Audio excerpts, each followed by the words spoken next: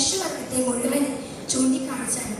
ഈ ലോകത്തിന് അനുരൂപരാകട്ടെ എന്ന ദൈവവചനത്തിൽ നിന്നുള്ള ആഹ്വാനം ഈ ലോകത്തിൽ നിന്ന് ദൈവത്തിനായി തിരഞ്ഞെടുക്കപ്പെട്ടവർക്ക് ഉള്ളതാണ്. ദൈവത്തിൽ നിന്ന് ജനിച്ചവരൊക്കെയും ലോകത്തെ ജയിക്കും. ഈ ലോകത്തിൽ വിജയകരമായ ഒരു ജീവിതം നയിക്കണമെങ്കിൽ നാം ഈ ലോകത്തിന് അനുരൂപരാകരുത്. ഈ ലോകത്തിലെ മനുഷ്യന്റെ ജീവിതം ലോകത്തിന്റെ മോഹങ്ങൾ അനുസരിച്ചാണ്. എവിടെ വേണമെങ്കിലും യാത്ര ചെയ്യാം, ഏതു കാഴ്ചയും കാണാം, എന്തും സംസാരിക്കാം, സമ്പത്ത് വർദ്ധിപ്പിക്കാൻ ഏതു മാർഗവും സ്വീകരിക്കാം.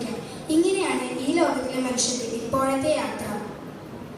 ഈ ലോകത്തിൽ ചില പ്രത്യേകതകൾ ദൈവത്തിൽ രേഖപ്പെടുത്തിയിരിക്കുന്നു. ദൈവത്തോട് ശത്രുതയുള്ള ലോകം യാക്കോബ് 4:4, കളങ്കമുള്ള ലോകം യാക്കോബ് 1:27, മോഹത്താൽ നശിക്കുന്ന ലോകം 2 പത്രോസ്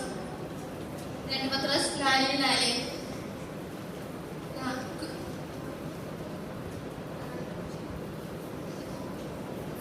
പകയ്ക്കുന്ന ലോകം യോഹന്നാൻ 15:18, ദുഷ്ടലോകം ഗലാത്യർ 1:3.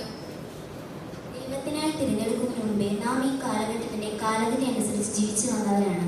എന്നാൽ ഈ കാലഘട്ടത്തിന്റെ മാലിന്യം നമ്മുടെ കുടുംബങ്ങളിലും ജീവിതങ്ങളിലും പ്രവേശിച്ചു തുടങ്ങി. വസ്ത്രധാരണം, ആഡംബര ജീവിതം, നവമാധ്യമങ്ങളുടെ ഉപയോഗം, ഇങ്ങനെ ലോകസ്നേഹം ദൈവജനത്തിന്റെ മധ്യേ സ്ഥാനം ഉറപ്പിച്ചിരിക്കുകയാണ്.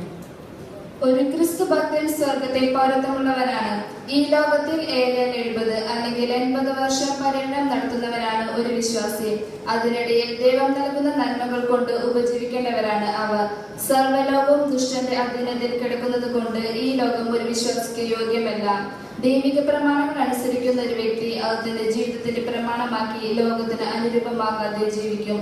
ദൈവത്തിൽ നിന്ന് ജനിച്ചതൊക്കെയും ലോകത്തെ ജയിക്കുന്നു. ലോകവും അതിന്റെ മോഹവും ഒഴിഞ്ഞു പോകുന്നു. ദൈവേഷ്ടം ചെയ്യുന്നവനോ എന്നേക്കും ഇരിക്കുന്നു. ദൈവേഷ്ടം ചെയ്തുകൊണ്ട് ഈ ലോകത്തിൽ